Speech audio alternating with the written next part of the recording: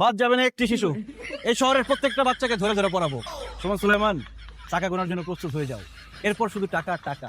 তাহলে তোমার টাকা গোনার জন্য তো লোক লাগবে, আমাকে রেখে দাও। আমার টাকা গোনার কোনো লোকের দরকার নেই। আচ্ছা ভাইয়া, এইসব করার পরে তারপর কি করবা ভাবছো কিছু? কি আর করবো, বাড়ি বাড়ি যাবো। তুমি বাসা বাসা কি ভিক্ষা করবা? আর ভিক্ষা করবো কেন? বাড়ি বাড়ি গিয়ে টিউশনই করাবো, এই জন্য তো এগুলো করতেছি।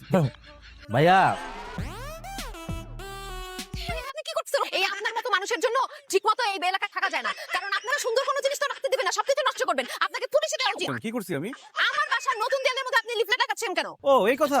আর আপনি যেভাবে রিয়াক্ট করলেন মনে হয় যে আমি মানুষ খুন করে ফেলছি। এখানে কোথাও লেখা আছে যে লিফলেট লাগানো নিষেধ? আপনি কি মূর্খ? পড়ালেখা জানেন না? দেখেন না কি লেখা, দেয়ালে পোস্টার লাগানো নিষেধ। আমি যদি মূর্খ হইতাম তাহলে কি বাসায় গিয়ে পড়াইতে পারতাম?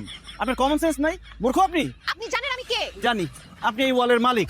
আপনার আচরণ দেখে সেটা বোঝা যায়। ওয়ালটাকে বাইরে না রেখে আপনার উচিত বাসার ভিতরে নিয়ে আলমারিতে সাজিয়ে রাখা, তারপর বাসায় বসে বসে দেখবেন। ফেসবুকের ওয়াল দেখেন না? ওয়াল তো লেখালেখির জন্য, সবাই তো সেখানে ওয়াল লেখালেখি করে। শহরে কি ওয়ালের অভাব আছে? আর শুনেন, আমার লিফলেট যদি একটা গায়েব হয় আমি কিন্তু ওয়াল গায়েব করে দিব। বাসায় গিয়ে পড়ানো হয়, এদের থাপড়ানো উচিত। বাসায় গিয়ে থাপড়ানো, এবার বাসায় গিয়ে